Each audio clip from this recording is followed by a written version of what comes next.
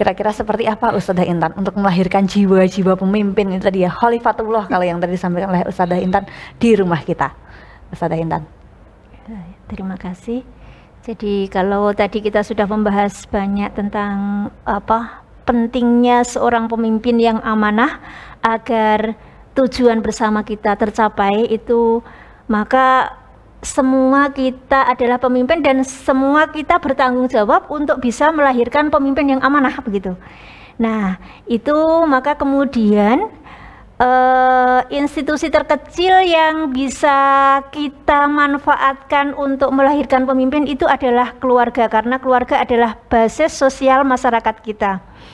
Nah, di dalam keluarga ini tentunya sekali lagi kita sebagai orang tua itu harus menjadi tauladan utama, tauladan yang baik ya bagi anak-anak kita, bagi orang-orang di sekitar kita agar mereka tergerak, terinspirasi untuk terlibat, untuk kemudian bersama-sama bertanggung jawab untuk ini tadi melahirkan calon-calon pemimpin gitu ya, calon-calon pemimpin yang dia bertanggung jawab penuh, punya rasa tanggung jawab dan bisa amanah gitu ya. Nah, kalau kita berbicara tentang keluarga, tentunya kita bicara tentang generasi masa depan kita, yaitu anak-anak ya. Bagaimana sejak kecil mereka dibelajarkan untuk memiliki tanggung jawab. Mungkin dari masalah yang kecil-kecil dulu gitu ya. Misalkan kakak punya tanggung jawab, kalau nanti ada tamu yang menyuguhkan minuman adalah kakak gitu ya. Nah, kalau dia lupa gitu ya, yang lainnya mengingatkan. Nah, dalam konsep kepemimpinan agar apa? Agar dia selalu ingat akan tanggung jawabnya begitu.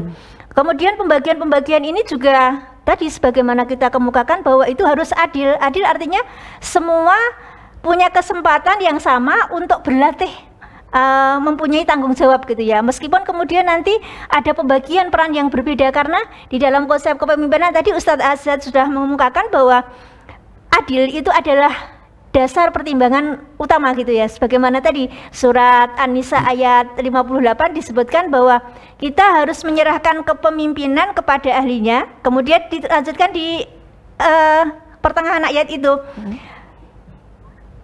wa idza hakamtum bainan nasi antahkumu bil adl. Dan jika engkau menghukumi di antara kalian semua, maka itu harus kalian lakukan dengan adil gitu ya. Jadi perintah Allah dalam hal ini tentang konsep keadilan itu juga harus kita ajarkan kepada anak-anak sejak kecil.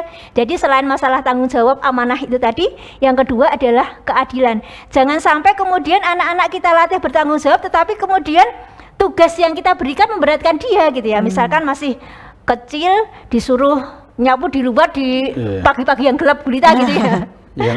yang lain anak yang lain disuruh lihat-lihat kayak bawang merah bawang putih. Iya, tentunya itu tidak kita harapkan ya, karena kita harus mengajarkan anak sejak dini tentang konsep keadilan agar mereka nantinya juga bisa bersikap adil kepada orang lain dan juga kepada dirinya sendiri begitu ya. Jadi dalam hal ini kita sebagai anggota keluarga bersama-sama untuk tadi, jadi keluarga kita jadikan sebagai kawah candra di muka gitu ya, sebagai tempat bagaimana kita mengasah generasi-generasi muda kita untuk belajar tentang kepemimpinan sejak dini dengan cara apa tadi? Berlatih untuk menjadi pemimpin yang amanah, yang bertanggung jawab, dan yang kedua menjadi pemimpin yang adil begitu ya. Dan kita ajarkan anak-anak itu untuk ini ya, kalau kita berusaha untuk menjadi kompeten gitu ya, menjadi mampu, atau bahasanya kita akan memantaskan diri gitu ya Pak Asad ya, memantaskan diri pantas untuk dipilih gitu ya. Karena yang namanya jabatan, kedudukan itu bukan sesuatu yang, kalau kata Rasulullah itu tidak mengasihkan jabatan kepada orang yang memintanya dan kepada orang yang ambisius gitu ya. Tetapi kalau kita misalkan berusaha selalu memantaskan diri, meningkatkan kompetensi, maka itu tawaran akan datang bertubi-tubi gitu ya. Tentunya tawaran akan mendekat karena orang akan melihat, oh ternyata dia punya kapasitas yang mumpuni gitu ya, punya atau mungkin bukan kalau saya begini. Jadi jangan sampai kemudian mengatakan bahwa kemudian kita memantas-mantaskan diri dalam rangka nanti kemudian akan datang tawaran-tawaran itu. Tapi pasti ada kebutuhan-kebutuhan dan kadangkala kemudian kebutuhan-kebutuhan itu harus ada yang siap. Iya. Nah, itu yang kemudian kenapa kita harus Iya. memantas-mantaskan diri itu bukan karena bukan karena kita sekali lagi bukan karena orientasi jabatan, bukan karena kita kepengen ditawari, tapi iya betul. Ketika kita berusaha untuk menjadi manusia yang terbaik gitu ya. Manusia yang paling siap ketika dibutuhkan begitu ya.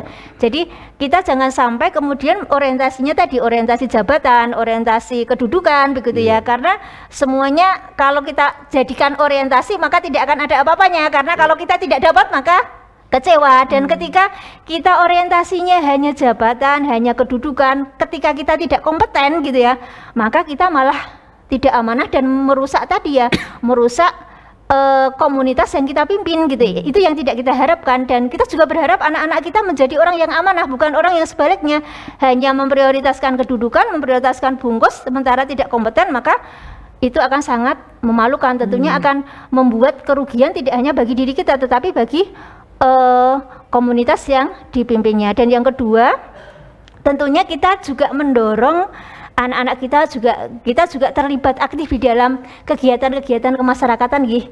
Misalkan kita dorong anak-anak kita aktif di Karang Taruna, kemudian kalau di Muhammadiyah itu ada IPM ya, Ikatan Pelajar Muhammadiyah gitu. Kemudian kita juga bisa memilihkan selain memilihkan aktivitas-aktivitas sosial yang memberi akses anak-anak untuk terlibat berlatih untuk menjadi seorang pemimpin yang amanah, juga kita pilihkan anak-anak sekolah-sekolah yang memberi kesempatan yang luas kepada anak-anak untuk berlatih menjadi seorang pemimpin gitu ya. Dan kita dorong juga untuk dia terlibat di dalam misalkan organisasi. Kalau IPM itu ekstra sekolah ya? Di Muhammadiyah Intra ya. OSIS-nya sekolah Muhammadiyah begitu ya. Tapi setelah lulus nanti bisa tetap berlanjut gitu ya. Terus kalau di sekolah umum mungkin didorong menjadi aktif di OSIS misalkan, atau aktif di Rohis misalkan ya. Kemudian juga tadi organisasi-organisasi kepemudaan yang lain, misalkan ada IMM gitu ya, Ikatan Karang Taruna. Oh iya, kalau di kampung ada Karang Taruna, ada kalau organisasi keagamaan juga ada di masjid-masjid itu juga ada remaja masjid. Nah, kita dorong anak-anak untuk terlibat aktif di dalamnya, karena organisasi-organisasi ini kan banyak sekali memberi manfaat ya, agar mereka waktunya benar-benar dimanfaatkan secara maksimal, sehingga tidak ada peluang tawaran-tawaran kegiatan yang itu justru malah destruktif gitu ya Pak Asad ya, justru merusak kreativitas, keingintahuan anak-anak. Misalkan kadang-kadang kan kita tidak tahu ya anak-anak itu berkomunikasi, berinteraksi dengan siapa saja. Kadang-kadang ada organisasi yang tidak dikenal gitu ya, kemudian mereka terlibat di dalamnya nih. Nah, jangan sampai ketika anak-anak punya waktu kosong sehingga mereka kemudian tergoda untuk satu kegiatan yang tidak jelas gitu ya. Maka kemudian dengan melibatkan mereka di kegiatan-kegiatan di organisasi-organisasi yang positif, ini insya Allah akan menjamin mereka pilihan-pilihan mereka tepat gitu ya. Dan ini juga sebagai sarana pendukung agar anak-anak muda kita itu sejak awal terlibat untuk berlatih bertanggung jawab gitu ya terhadap apa yang diembankan kepadanya gitu ya, sehingga kemudian perlahan-lahan mereka menjadi orang-orang yang benar-benar berkualitas gitu ya. Ketika tadi Pak Asad ngatakan ketika dibutuhkan oleh masyarakat mereka sudah siap, karena kompetensi mereka sudah ada gitu. Dan yang tak kalah pentingnya adalah kita juga selain mendampingi anak-anak kita untuk terus belajar menjadi pemimpin, memberi kesempatan, memberi akses yang seadil-adilnya kepada mereka untuk mengasah, mengolah diri, juga kita selalu tak lupa berdoa ya, karena sebagai seorang muslim doa itu adalah satu spirit yang bisa menggugah kesadaran kita dan juga membuka semua pintu-pintu ijabah dari Allah gitu ya. Kalau di dalam salah satu doa yang diajarkan oleh Allah di dalam surat Al-Furqan ayat 74 itu ya, yang sangat sering kita praktekkan itu doa Rabbana hablana min azwajina wa dzurriyyatina qurrata a'yuni waj'alna lil muttaqina imama. Rabbana hablana, ya Allah ya Rabb kami, hablana karuniakanlah kepada kami, min azwajina wa dzurriyyatina, pasangan-pasangan hidup kami dan anak-anak keturunan kami, yaitu qurrata ayun, yang menjadi penyejuk hati, yang bisa membuat hidup itu menjadi lebih bergairah, lebih menyenangkan, lebih bersemangat gitu ya. Dan di penghujung ayat itu disebutkan waj'alna lil muttaqina imama, dan jadikanlah kami pemimpin bagi orang-orang yang bertakwa.